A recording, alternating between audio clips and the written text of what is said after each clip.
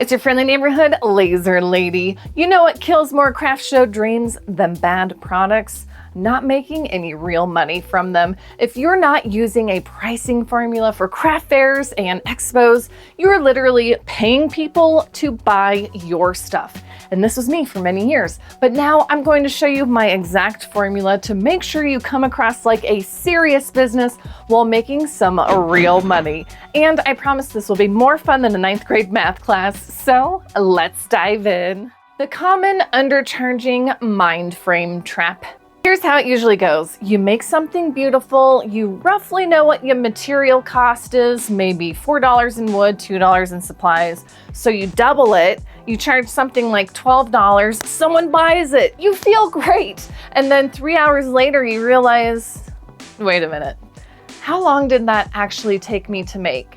How much was the booth cost again? The gas to get here, the file I bought to make it, the shipping for the materials, my lasers wear and tear, my own time. And suddenly $12 doesn't feel so great anymore. This is the undercharging trap, and it gets almost everybody in the beginning. But today I want to pull you out of it with what I call the Laser Lady pricing formula. It's not fancy, it's just math delicious, money math, the best kind. And once you know it, you will never second guess a price again. The formula.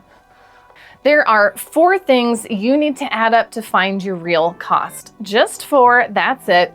Let's go one at a time. And I'll even make a product alongside this so you can see what I mean. Let's do it.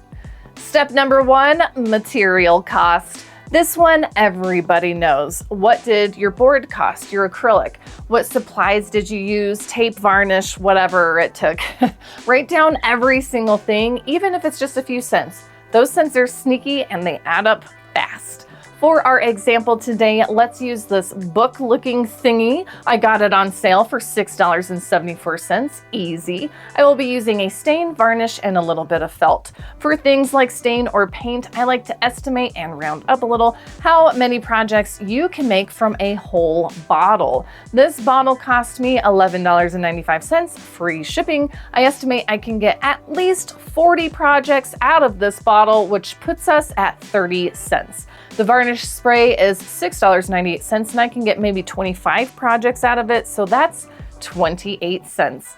The felt has sticky stuff on the back and costs 50 cents a piece. That makes it easy. This makes the total materials $7.82. But side note, here's where most people stop and think they're gonna charge maybe $15 to $16 for this. But when you just double the cost of materials, you are paying for the materials of what just sold and maybe just enough money to buy materials to make one more. So where's the profit in that, and how do you grow a business from this? I bet you haven't factored this next one into your prices before. Step number 2, machine time cost.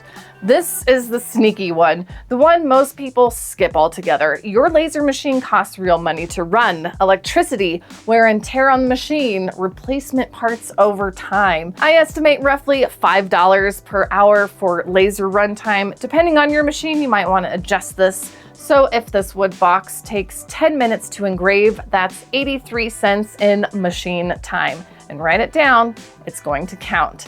Step number 3, your time. This is where laser crafters go wrong the most. They don't pay themselves. And listen, if you wouldn't work for someone else for free at a job, don't work for yourself for free, period.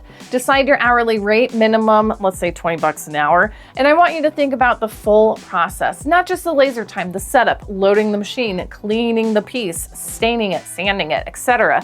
For this box, realistically, I'll say 20 minutes of my actual time. And I know we're usually doing other things while something's lasering or paint is drying, but it all adds up. Those nights you're coming up with new design ideas or shopping around for the blanks, trying to find new craft shows to do. We need to cover this time in the costs of our products. So at $20 an hour, that's about $6.75. Add it in. Step 4, overhead. Your booth fee, table, display, transportation, bags, tissue paper, all the stuff that makes the show actually happen. Here's the simple way to handle it. Divide your total show costs by the number of items you expect to sell. If your booth fee was $50 and you're hoping to sell 50 items, that's just $1 per item. Add it to everything. If the event was $100 and you only expect to sell maybe 20 things, that's an added $5 you'll want to add to all your prices. Side note again, here's a helpful tip to determine if a craft show or whatever kind of selling event is even worth doing again.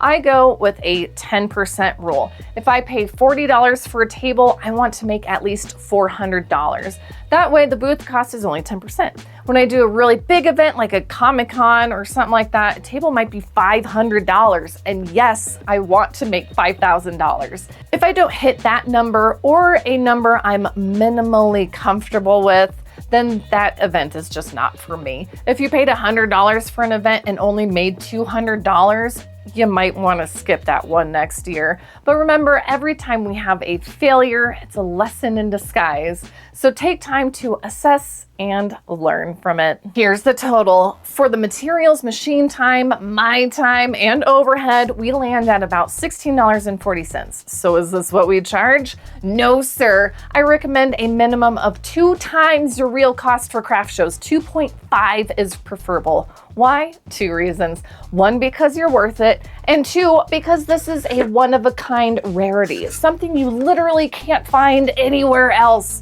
Products should make people go, wow, not what a bargain. So $16.40 times 2.5 equals $41, which is great because I was planning on putting this at 40 bucks. Spoiler alert, I've actually made this before and sold it super fast at $38, so I was gonna give 40 bucks a try. Or if we really want to go full pricing psychology, $39.99. So tell me, would you have originally charged maybe 15 bucks for that? Like double the cost of the blank? It can be hard to think someone would even be willing to pay more, but what that is actually indicative of is your confidence. Your confidence in your craft and your confidence that you could possibly even deserve more. And you do. But I agree that sometimes the math doesn't always work. There are some things that just has no chance of being able to sell at the cost you come to with this formula. So let's talk about it. What are loss leaders? I made a video the other week about all the things that always sell at craft shows, like these keychains made from scraps. Since they are made from scraps, the cost is technically free. Laser time, 3 to 4 minutes, that's 50 cents. Total time sanding, putting it on a key ring, like 5 minutes.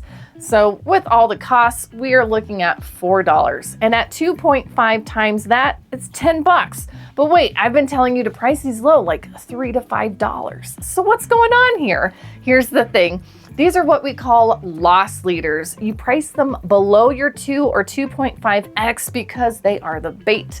They are what get people into your booth. That pet owner interested in the $5 keychain, they just spotted that $45 wall hanging. That's where you make the real money. The keychain paid for itself in a completely different way. This tactic plays into one of my favorite things, craft show pricing psychology. Knowing your formula is one thing. Displaying your prices to actually sell is a whole other skill. Let's go over a couple quick tactics that will help you lay out your table display. Anchor pricing. Put your most expensive item front and center of your display. This should be a showstopper, your masterpiece. When someone sees your $75 cutting board first or a $150 multi-layered giant wall hanging, your $25 key holder seems like an absolute steal. If I laid this box next to a $20 box, there's a good chance that $20 box is going to fly off the table, and so will the other 4 I made just like it. Justification pricing. I named this one myself, but it's something we've all done. When you're using the high price item to make everything else feel reasonable, the real cheap stuff is prime for bundling. You might as well pick up a few of those $5 keychains. Oh, buy two, get one free, you say? Well, challenge accepted. Here's where you can try to hack their momentum. If you sell keychains, sell a key holder and say, hey, since you're getting so many keychains, I can knock $5 off that key holder. I think they'd all match really well together. Well, what's another $20? Now I'm saving money. That's a $10 order turned into a $30 order, and they feel like they got a deal because they did. Thanks to your pricing strategy, you're still in the green. Your costs to run a business are covered, not just the materials of the item itself. But here's the biggest psychological advice I can ever give you. Take pride in your work. Don't apologize for your prices. And this one is a little bit personal. I have watched crafters discount themselves on the spot because someone picked up an item, looked at it, and put it back down. Stop. Your work has value. This is not a yard sale, so don't price like one. Not every browser is your customer, and that is completely fine. The right customer will pay what your work is worth. Now, it can be hard to have confidence, especially when you're just starting out. You just want your stuff to sell. So you second guess yourself and you start discounting everything. So here's a real life story for you. My friend makes embroidered stuffed animals. They are fancy and super difficult to make. She sells them for $40, $75, even over $100 for some of her designs. And you know what those snot-covered little kids say to her all the time? Yep, they say, that's expensive. But you know what her customers actually say? This is beautiful. I know exactly where I'm going to put this. This will be perfect for my collection. She doesn't make stuffed animals for kids who are going to just chew up the tail and puke all over it. She makes little masterpieces for a niche that maybe some of you aren't even aware of. Plush collectors.